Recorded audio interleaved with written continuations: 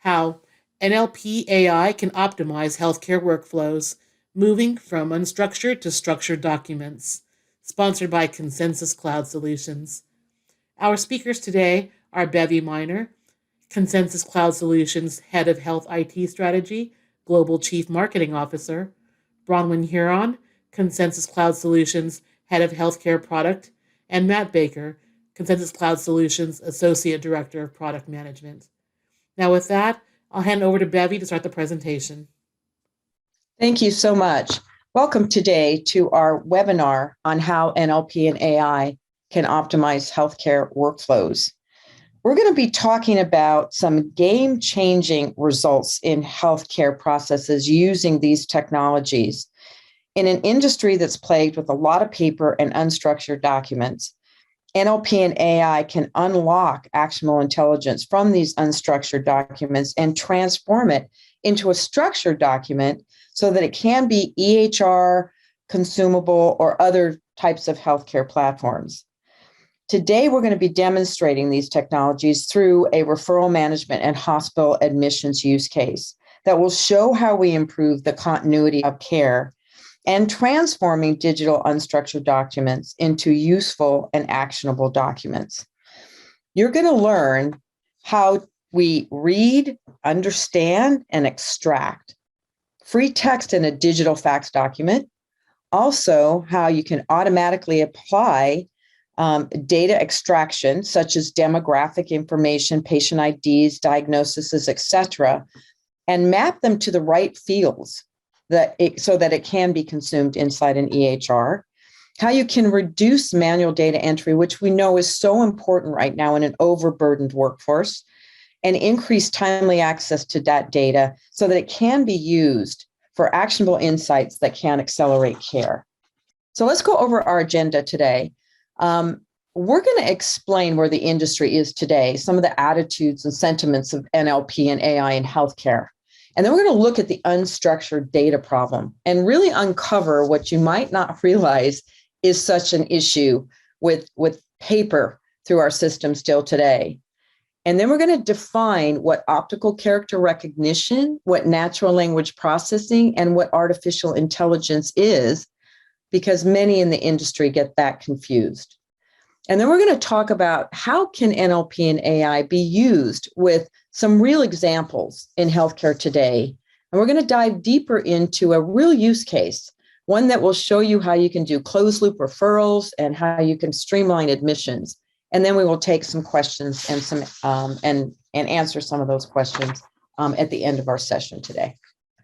So let me just give you a little bit of background on myself. I have about 20 years, well, more than 20 years now, in healthcare IT experience. I've worked at a lot of really large electronic health record companies such as Practice Fusion, NextGen, and Allscripts.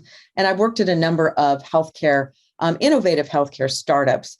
At Consensus Cloud Solutions, I got a lot of background in healthcare, so I lead a lot of our HIT strategy. And then I also brand our company, launch our company, and do a lot of our go-to-market strategies, as well as our serve in the role of Chief Marketing Officer. And we're excited to have Bronwyn Huron here with us today. As you heard, she's head of healthcare product at Consensus Cloud Solutions. And Bronwyn drives the vision behind Consensus's family of products, bringing interoperability, direct secure messaging, streamlining workflows to the continuum of patient care through our different products and solutions we offer. Bronwyn is a dedicated health IT industry professional, and she's got a passion for really looking at client enablement, project management, and she has a good, strong vision-based leadership. And you'll be excited to hear that before Bronwyn joined Consensus Cloud Solutions, she spent more than 5 years at HIMSS, where she was our senior manager for interoperability initiatives, and she managed the HIMSS interoperability showcase. Matt Baker, Matt comes to us from a recent acquisition of Summit Healthcare, and we'll talk a little bit about that at the end of our webinar. Prior to joining Consensus through that acquisition, Matt worked at Summit for over 12 years, progressing through many of the roles that he had while working at Summit, including a software engineer, development engineer, and responsible for the manager of user experience.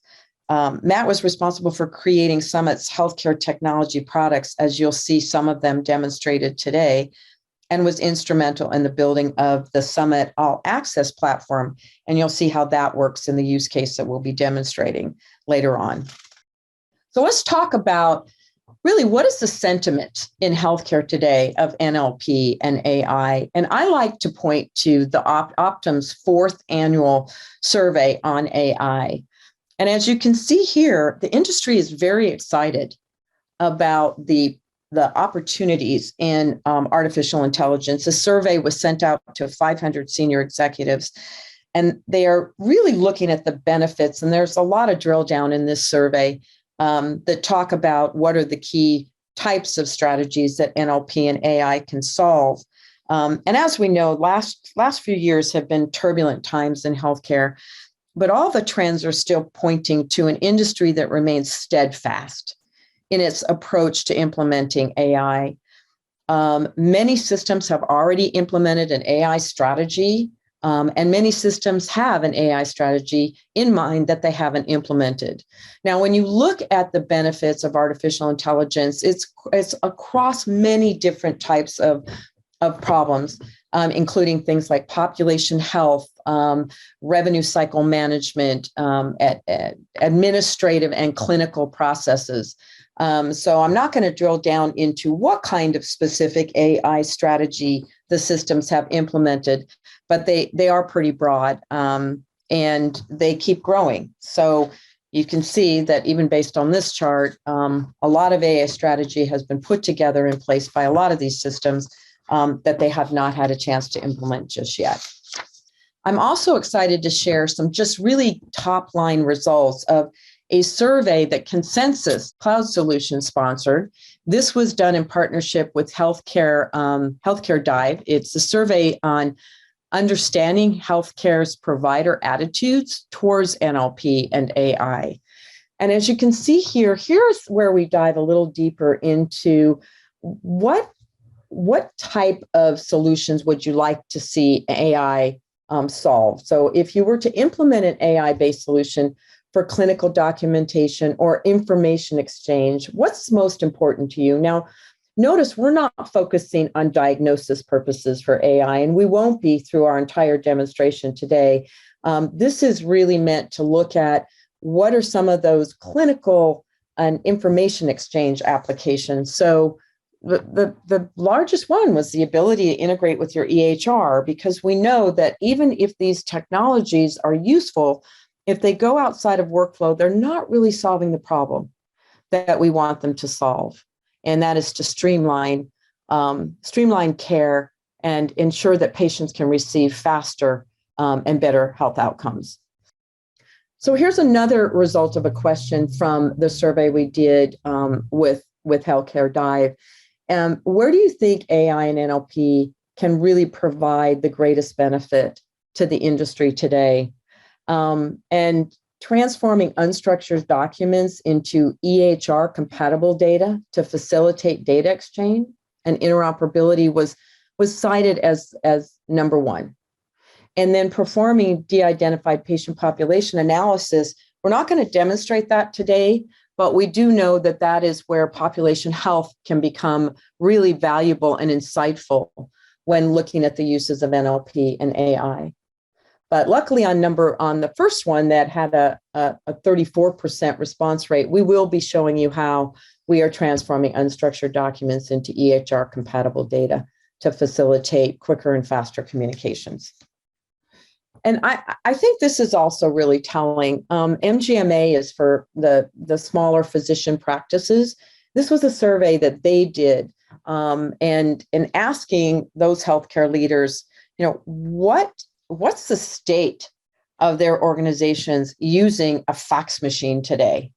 And this is where we're going to start talking about the unstructured to structured data problem we have, is how big is this unstructured data problem? And when you look at all these 5 different uses for a fax machine, and right now the audience may be rolling their eyes saying, really, fax machine? But we'll show you some additional stats that support this.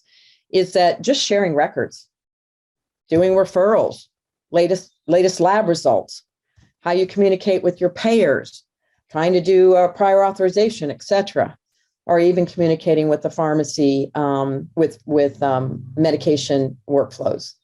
That's what's plaguing the industry. 89% of the MGA survey that I'm showing right here showcase the fax machine and why it's being used so prevalently still. And now I'm going to turn the presentation over to Bronwyn that will further uncover the challenges we have with unstructured data within our systems today.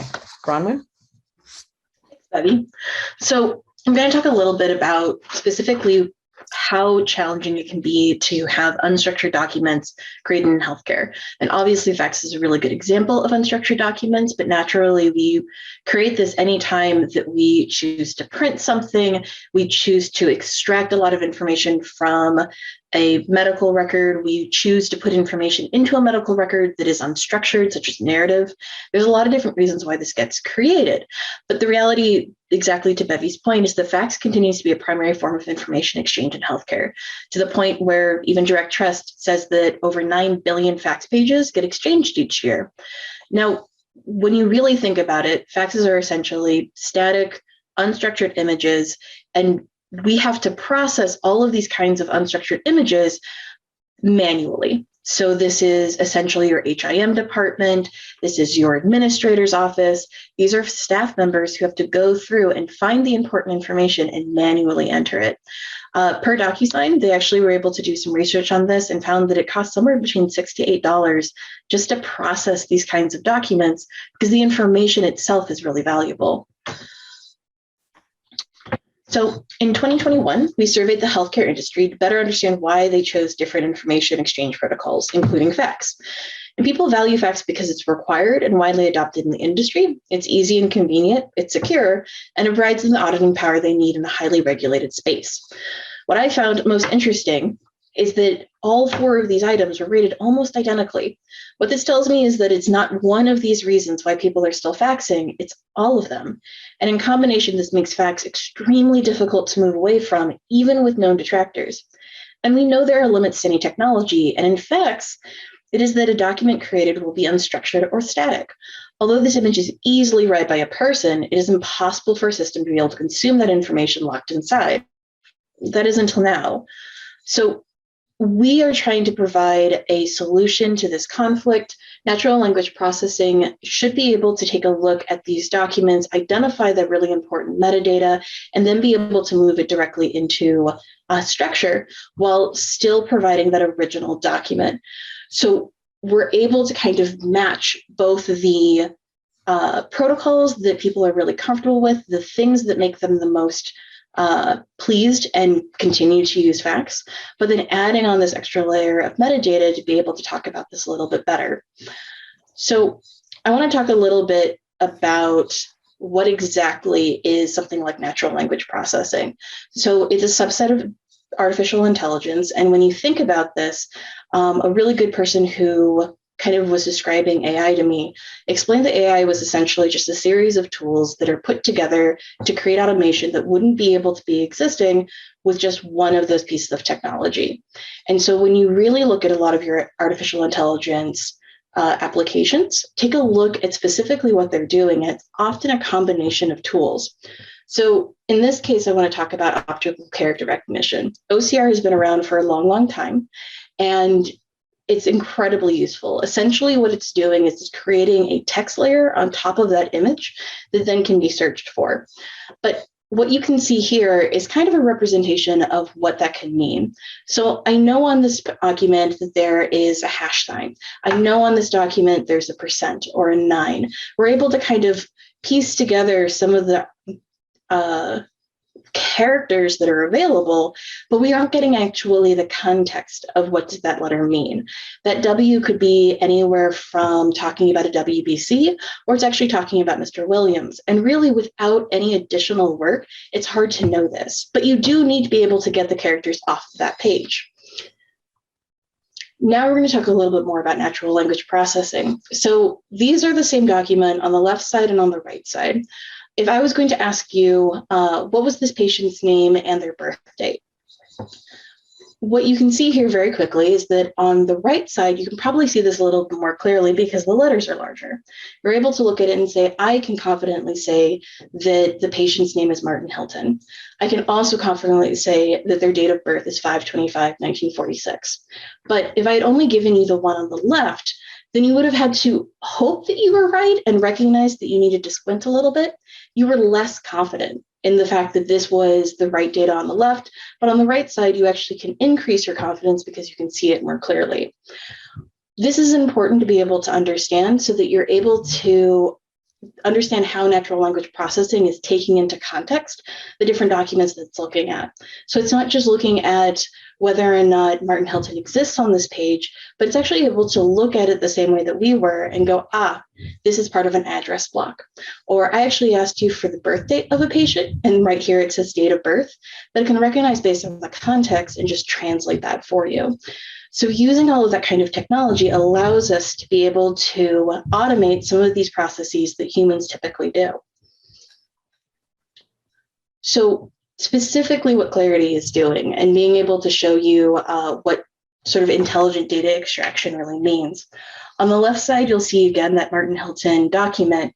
You'll see that there's their name, there's their birth date, there's their health plan information. And similar to what we did in the previous time when we looked at it and went, I feel pretty confident that that's the patient's name. I feel pretty confident that this is the date of birth. But typically when people do this, they'll say, I'm very confident or I'm less confident. But for a system can actually provide you an actual specific number of how confident am I that that's going to be true. And because it's able to do that, it's able to reproduce that over and over again. So every time that it tells you that I am 90% sure, you know what 90% sure means for that system. Unlike if you asked your kid, are you sure that you cleaned your room? You're going to get variances in terms of answer. So over on the right side, you actually can see the health plan. You can see the date.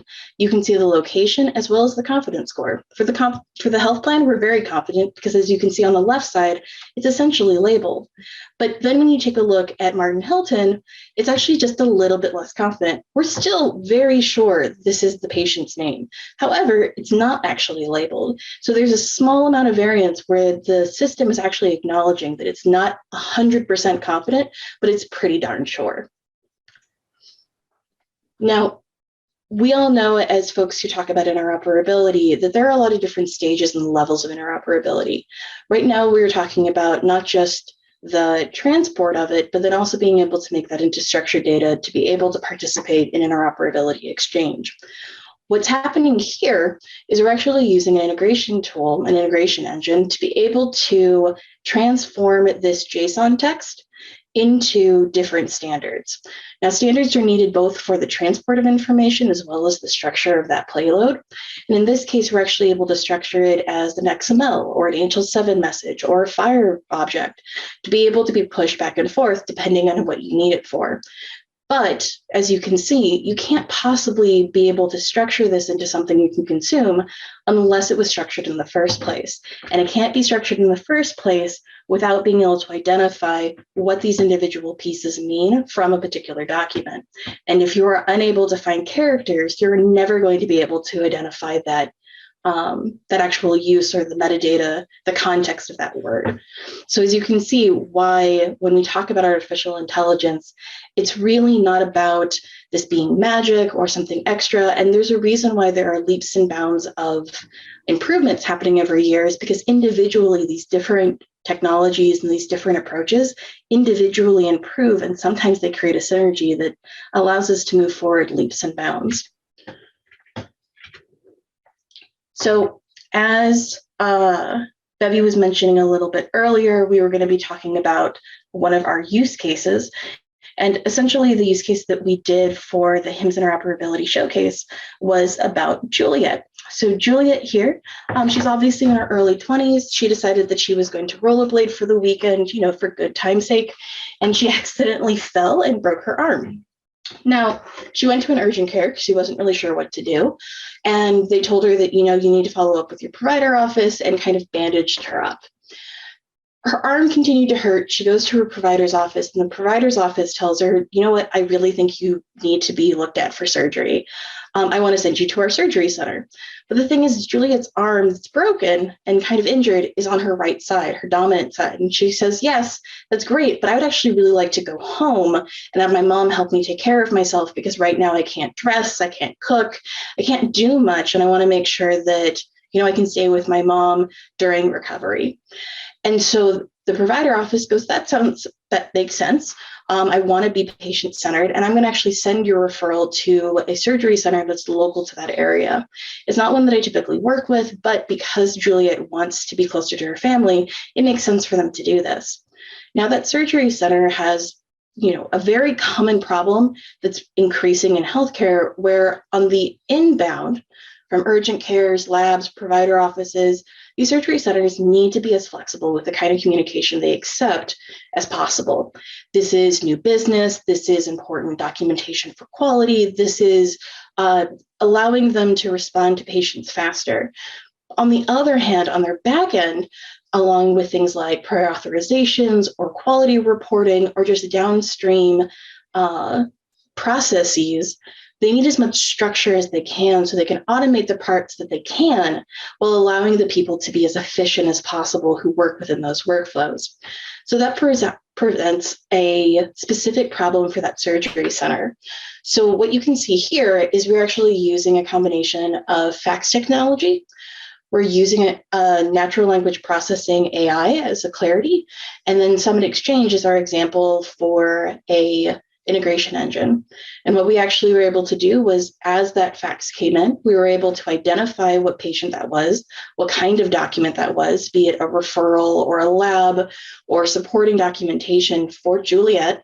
And then Summit was actually able to take that standard and transform it into an XML to be delivered as a direct secure message. When it was actually handed off to the EHR, we were able to provide enough demographic information that it allowed the system to patient match.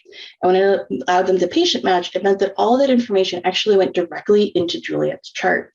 This allowed the provider office to essentially call an hour later and say, hey, I've sent you some documents. Are you able to see them? Can you let me know if you're planning on accepting this referral? And the physician at the surgery center is able to look up right in their EHR. They don't have to go to the HIM department. They don't have to go find something printed on a printer. They're able to take action almost immediately. Discuss it a little bit with that provider office and say, yeah, you know what? I think we're going to be able to move on with this group. The next stage that they do is JSign. So JSign is actually an e-signature solution. As many of us know, the process of getting our patients into surgery can be really time-consuming. So instead, what happens is, as soon as that surgery center says yes, they're able to identify in their system that the care coordinator should reach out to this person. Immediately, that person is able to call Juliet, walk her through what consent should look like, walk her through the dangers of anesthesia, and then be able to process through that. She's able to sign the documentation almost immediately, because all of this is done digitally, and then immediately move her on to the next team, which would be scheduling. So as you can see, there are normally very large gaps between each of these sections in terms of time, in terms of coordination, but instead, because all of it is structured within that EHR, they're able to take action a lot faster.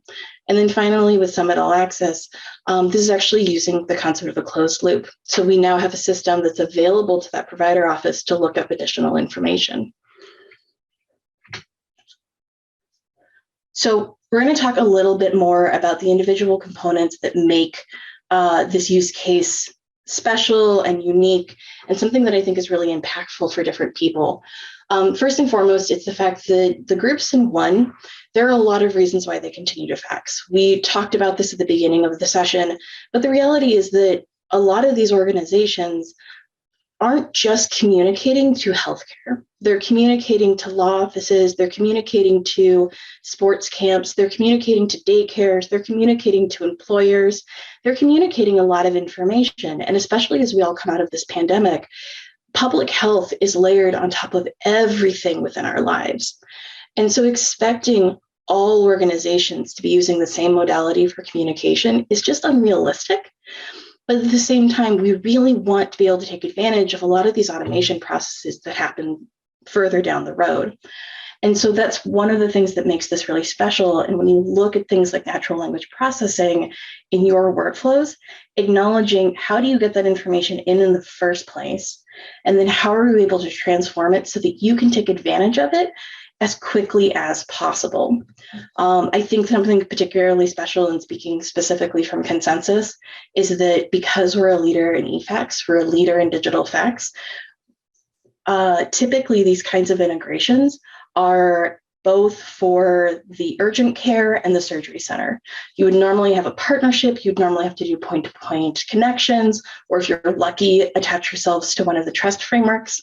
But the reality is that it's an even exchange. And oftentimes the benefit, the ROI, isn't always equally shared. In this case, because we're able to take advantage of technology that's already really ubiquitous in healthcare, we're able to not necessarily put extra stress on that urgent care, stress on that lab, stress on the provider officers who are really doing the best that they can, but we still get to take on that benefit of automation and natural language processing as the surgery center. And with this, I'd actually like to hand it over to Matt Baker to talk a little bit more about how do we sort of approach integration itself. Thanks, Bronwyn. So I want to talk a little bit about how we can integrate Clarity into our existing workflows. So as Bronwyn talked about, the data coming out of Clarity is in a JSON format, and it's retrieved through an API call to eFax. So if the system that will be receiving that data is capable of handling that, if you could just have it call the API and ingest the data, then your integration is complete. You can get the Clarity data into your EMR. But in most cases, the system that we want to integrate with might not be able to handle a JSON formatted file, or it might not be able to call out to an API to retrieve the data. So this is where integration engines like Exchange come in. In Exchange, we're able to take in messages of many different formats like JSON, XML, FHIR, direct secure messages, or PDFs. We can receive those through many different transmission protocols like TCP/IP, direct, secure FTP, fax, or other APIs. And then we can transform those messages in a variety of ways and output them in the format and protocol that the receiving system requires. So Exchange supports thousands of different combinations of formats, protocols, and transformations. So no matter what format and protocol combinations needed, Exchange would be able to handle it. And in the off chance that the integration you needed wasn't supported out of the box, Exchange has an extensible architecture allowing for the creation of new connectors to meet those integration needs. So in order to do those message transformations, Exchange has a powerful mapping tool built in. The mapper is able to take an input message in any of the formats we talked about before, JSON, HL7, XML, or other formats, and transform it into any other format. Or we can make changes within the same format to meet the specifications of the receiving vendor. So that's important because in healthcare, we have a lot of different standards to follow, but it seems like every implementation of those standards is a little different, even within the same vendor system sometimes. So each integration requires a little bit of tweaking to get things flowing correctly from one system to the other. And in order to make those transformations, users are able to select commands from the toolbox on the left in the mapper you can see here, and add them to the transformation workflow in the bottom of the window. Here the user is building a step-by-step workflow of all the changes that the mapper will make to the message. And like in Exchange, if there's a transformation step that's needed that isn't included in the toolbox, custom commands can be written to ensure that the message is being transformed correctly. So once the user's done, they can test the transformation to ensure all the proper changes are being made to the message. And the mapper also generates its own documentation, creating a human-readable summary of all the steps that have been built, so the changes can be reviewed without having to go through the workflow itself, and they can be saved off later for reference. So back to our use case with Juliet. Here on the left, you can see that same JSON output that Bronwyn showed us, that in Exchange we've received from Clarity through the API call. And we're able to transform that message into a direct secure message, ensuring that all the patient information needed for matching was concluded. And we can send that out via direct to Epic for ingestion. And that ends up right on the patient chart. So it all depends on what your destination system requires to meaningfully ingest the data from the fax. So if that means we need to transform it into an HL7 version 2 message and send it over TCP/IP, we can do that. Or we can convert it to a FHIR object and send that via an API. We could also use the discrete data to format the file name and drop it into a folder if that's the only way that your EMR is able to meaningfully ingest the data. It's all dependent on the requirements of the receiving vendor. And I keep saying meaningfully ingest. And that's because it's one thing to be able to extract the data out of the fax, but it becomes so much more powerful when we're able to take that data, to format it correctly, and then use that data in a meaningful way to improve our workflows and create a better experience for our clinicians and for our patients. So I want to pass it back to Bronwyn and talk about Juliet's admission using JSign. Thank you, Matt, for passing this back over to me. So now we're going to go back to where Juliet is in her story. So you just saw someone exchange essentially transform that document from that JSON, that structured contextual information, but actually making it into a meaningfully consumable way by that surgery center. So we actually were able to talk about this during our interoperability demonstration. And when we did so, we had the opportunity of talking with an EHR. And we basically asked them, let's talk about the benefits of this. How long would it typically take you to process a paper fax? And they laughed a little and said that actually that workflow, because it's not digital, is often not seen by that EHR. There's untold manual hours put into putting things into those documents, especially if it's on paper. We then asked them a question of, okay, that makes sense, but we also hear a lot about direct secure messaging. So how does this process compare if it was sent via direct? And they actually had an interesting answer that essentially most of those documents, when they are sent, may not have enough patient information to be able to match. So what it will do is get sent to an HIM department or a processing department that will open up each of those individual documents and then manually enter and manually assign that document to a patient's record in particular. This not only is time consuming, it can usually take hours if you're lucky, but typically days. But on top of it, it offers opportunities for errors. So I'm sure all of us have had experiences, either personally or professionally, where you've seen that a document has been attached to the wrong patient or what have you. So instead, what we're able to do, because Clarity is identifying all of those individual demographics off that page the same way that a person would, instead of having a person do that, Clarity is able to identify that information. And then Clarity and Summit both actually work closely with the EHR as a part of the implementation. And we know what fields need to get populated with what information to help them match successfully. So as much information as possible gets matched to that record. If we're really sure this is the same person, we're able to match.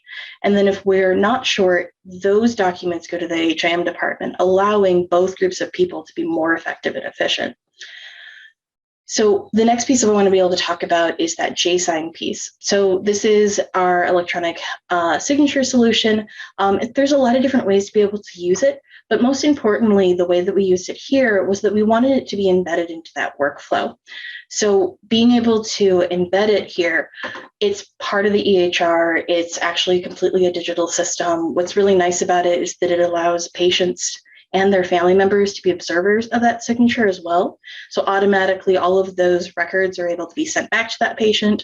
I know a lot of us who've experienced either admissions or family members through that know that a lot of information gets shared as a part of that communication of what to expect during your next appointment, what to expect during that surgery, what to expect as a part of the post-op. And it can be really overwhelming. We have to remember that Juliet right now is probably on some pain medication. She's very tired. She's not getting great sleep. Being able to absorb all that information is really hard. And so making sure that her mom also gets access to those documentation, that they're able to really put the best interest of the patient and make sure that they understand is really important. Not to mention, there's a digital auditable trail that this happened. And so now, instead of looking for this document and trying to do a timeout to make sure that it happened, it automatically gets associated to our chart via JSign so that the next stage can get automated and pushed to the next person, which essentially is scheduling. What's lovely, again, as I mentioned, JSign does actually have a web portal, but really importantly, in this use case in particular, we have an API attached to it. So this allows you to really automate that workflow and make sure as soon as that provider says, yes, I would like to accept this referral, it can move on to this next process.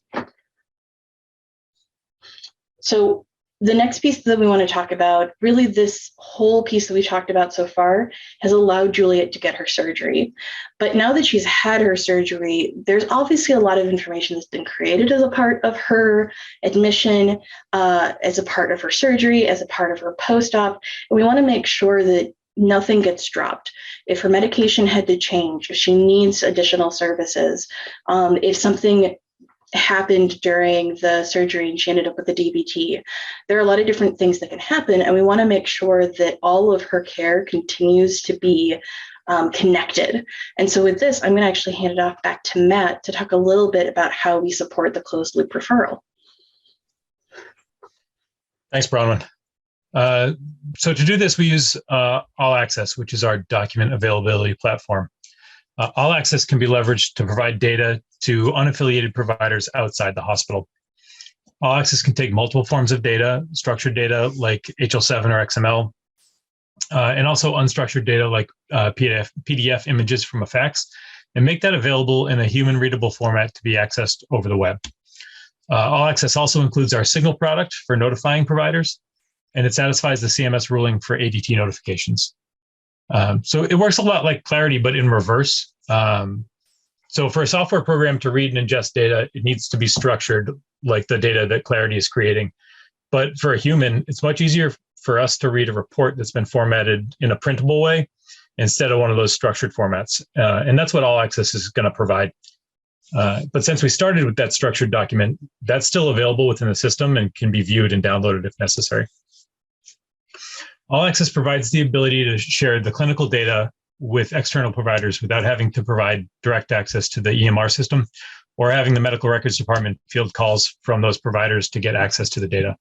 So using Signal, we can proactively notify providers of admission, transfer, or discharge of one of their patients to the hospital, or notify them of other clinically relevant events like a critical lab result or the availability of a new discharge summary or continuity of care document.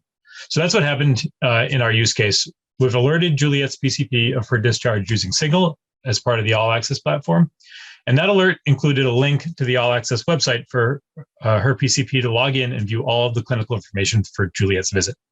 So when Juliet's PCP logs in, if they use the link in the alert, they'd be brought directly to the documents for her visit.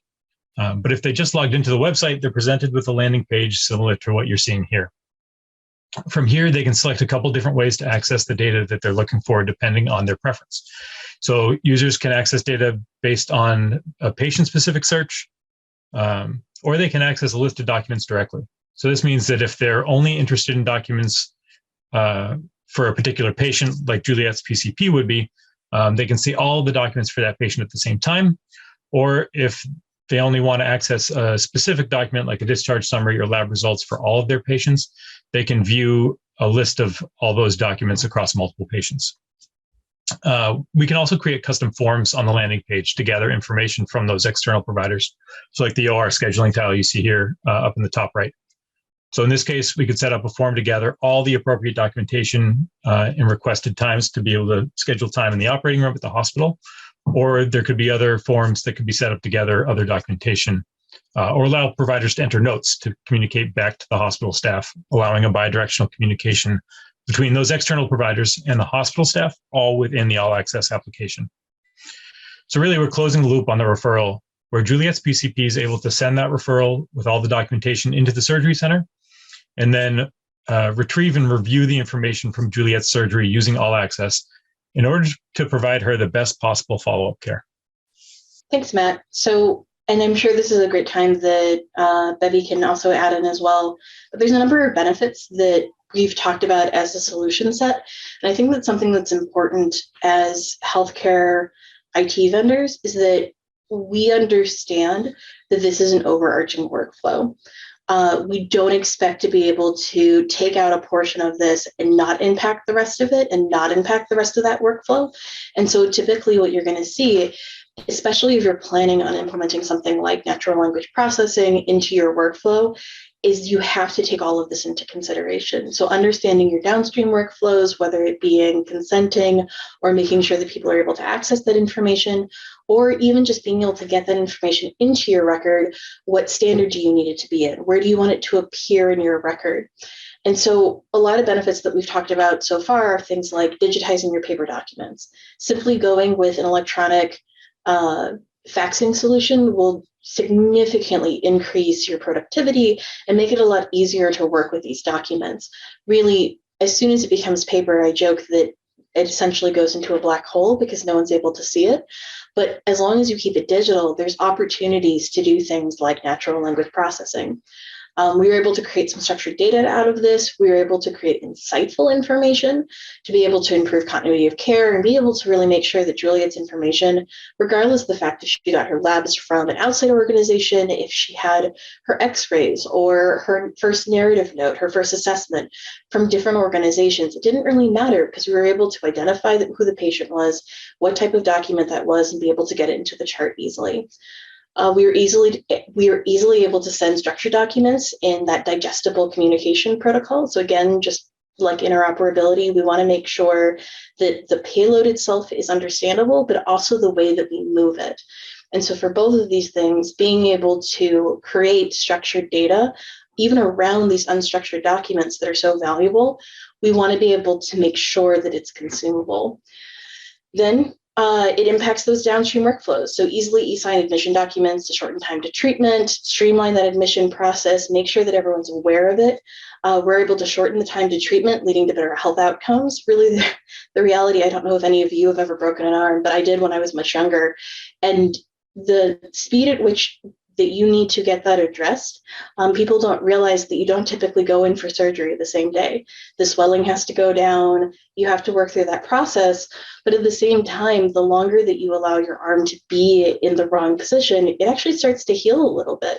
So there's this sweet spot between making sure that this patient is prepared for surgery, but also making sure that we're taking care of this patient as quickly as possible and getting the best health outcomes for it. And then finally, communicating with that entire care team. So Matt just mentioned it before with all access of being able to make sure that the people who need this information are able to receive it, but also importantly for privacy and security, wanting to be able to audit that so we know who accessed this information. So with here, I'd love to pause. And I'm sure there are questions. I'm sure that you guys have your own individual use cases that are impactful for you. And we'd love to be able to answer any questions if you have them. Thank you, Bevy, Bronwyn, and Matt, for a great presentation. And I want to remind everyone that you can continue to submit questions in the Q&A window to the right of the media player. So here's our first question. What parts of this can be used independently, and do you need to use them all together? That's a really good question. And I think something that is a component of trying to talk about use cases is that oftentimes you get sort of tunnel vision thinking this is the only way to do it. But I think what's important about these particular ones is that, for example, Consensus is an expert in eFax. We've been doing electronic faxing, cloud faxing for over 2 decades. Other products like JSign is a new product for us that we actually launched last year. And so comparing these, we wanted to be able to provide an organization kind of a full picture of how these systems could impact your workflow, but you can certainly use them in individual pieces. If you've got a challenge right now that you want to be able to ingest your information more effectively, if you want to be able to identify specific fields off of your unstructured documents, each of these things are essentially able to be taken out of this workflow and put into yours individually. And we'd be really happy, obviously, to talk with anyone about that in more detail. Matt, do you have any other sort of insight from how Summit Exchange and Summit All Access works? Sure. So Summit Exchange can be used independently as well and can handle all the traffic from an EMR to other downstream systems. And All Access can be used in conjunction with Summit Exchange or also by itself to provide that data to external physician offices, or it can be used internally in the case of EMR downtime. That's terrific. Let's see. Here's our next question. How customizable is this, and can you extract everything? Sure. This is Brown, and I'm going to take that because I'm assuming it sounds like it's the asking about how Clarity is able to extract information from unstructured documents. And the answer is that it's very customizable. This is actually part of the professional services that come along with this, and I would highly suggest for anyone doing natural language processing or these sort of artificial intelligence systems that impact your workflow, that you have that kind of conversation with them. I know it's really, we in healthcare have tried in the past to basically just digitize the workflow we currently have because it's the one that we're comfortable with. But I do think that this is always an opportunity to make sure that you're building the most efficient thing you can. So when folks come to us and say, oh, can I extract everything? I want every single character off that page. Well, the reality is that even when your staff is manually entering it, they're not putting in everything that is happening. And so being able to identify and have that conversation about, what would actually move your workflow forward.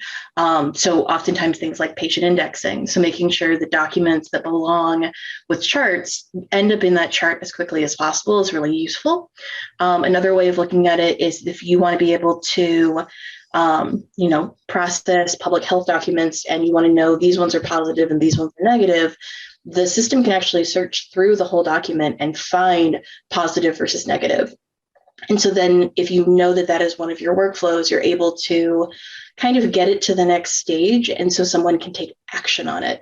That's the piece that you really want to be able to focus on, is what is the information that you need as a system and what your workflow needs in order to be able to take action. Okay, terrific. And now, let's see, where's the next question? Here we go. How hard is it for a health system to change its workflow to take advantage of NLP and AI? I'll take this one. This is Bevy. And it kind of follows a little bit on what Bronwyn said. And that is that these technologies can really streamline workflow. But each system needs to evaluate where they can maximize the technology the best. So as an example, in our use case, if the providers at the surgery center decided, no, we want everything to still just hit the inbox and the EHR, we're going to have somebody still look at the inbox, we're going to, keep our same exact workflow, or the HIM department still going to look at everything, you're not going to maximize this type of technology. So you need to think about how can you take advantage of a workflow that has a lot of human intervention, requiring a lot of data entry, and change the way that is normally done. That's not easy for health systems to think about. It's not easy for us in our everyday lives sometimes to look at all these new technologies that could really shorten what we do, but we just keep doing it the same way we always have.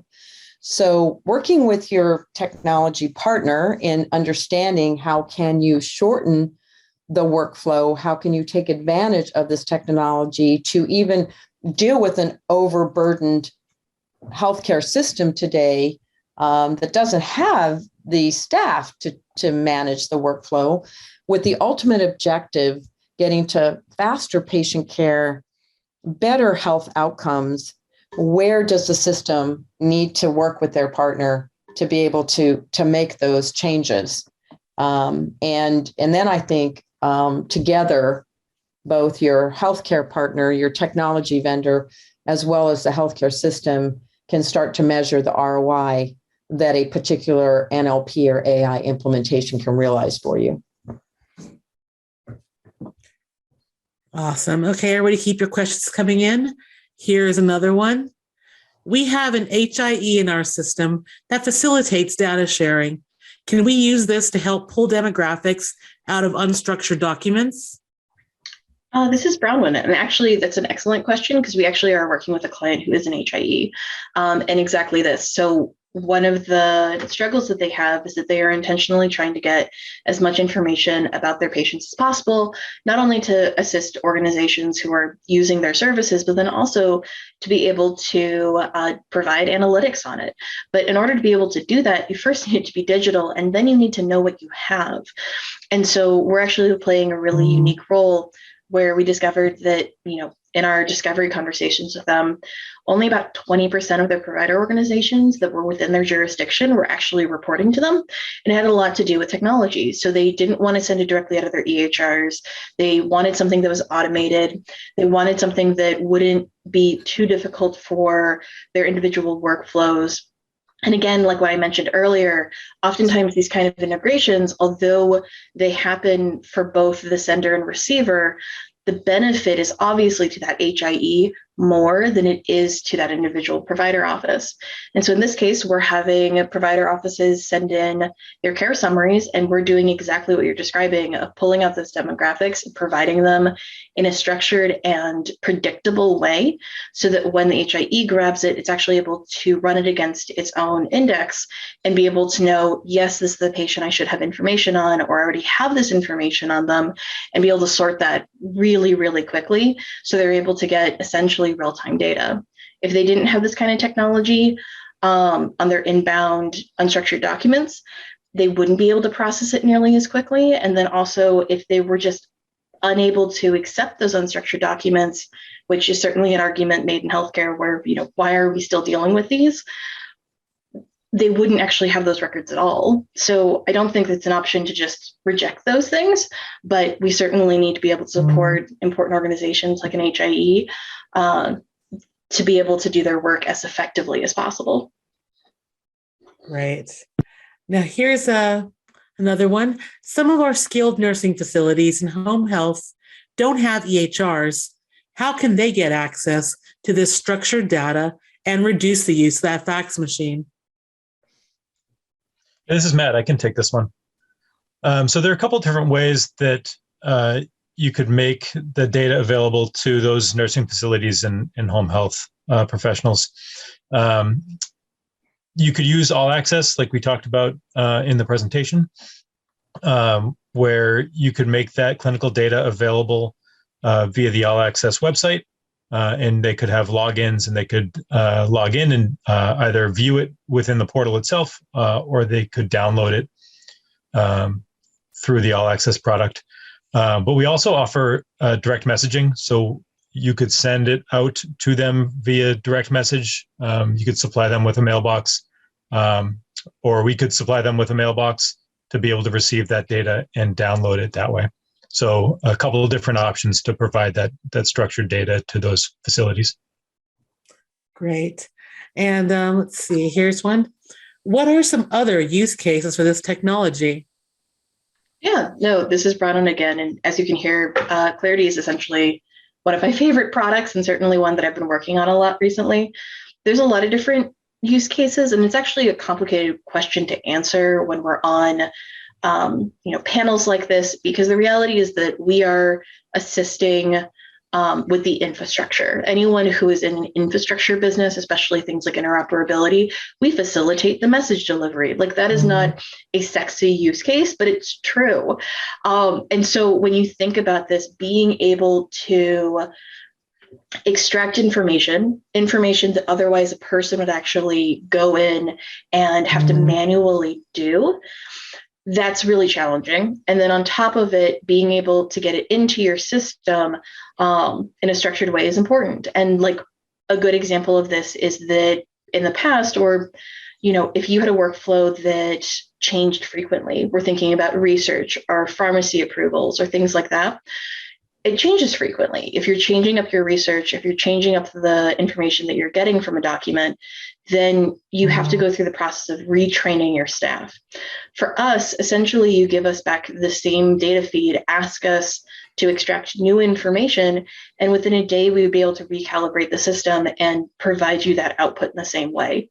There's a lot of really cool ways of applying this information. I think it's really looking at your workflows and figuring out, where is this unstructured information causing a backup, and how can we apply this so that we're able to get more from it? It's an interesting problem, because oftentimes those backups are hard to see because they're manual, but especially if you just go down the hall and ask one of your staff members that manages some of your inbound messaging, they're going to immediately tell you that these are certain portions of their life that would be so much easier if it was structured a little bit better. Okay, I think we have time for one more. Oh, here's one. I know we saw screenshots during the session, but is there an actual demonstration that I can schedule for people at my hospital? And what would be the next steps to do that? This is Bevy. I'll take this question. So what you saw was a specific use case. We have a number of different solutions that can solve problems with NLP and AI. And the right thing to do would be to schedule a demonstration or schedule a conversation with someone that can answer some of your questions for you. So you see here our website, consensus.com. You can go out there. You can look at Clarity and fill out a form and say that you'd like to learn more. And we'll be glad to get back to you expeditiously and answer some more questions for you. Thank you so much for attending our session today. And we appreciate you taking the time out of your day. Yes, thank you, Bevy, Bronwyn, and Matt, for a fantastic presentation. And at this time, we do have to wrap up. And once again, we'd like to thank our sponsor, Consensus Cloud Solutions, for their support of this webinar.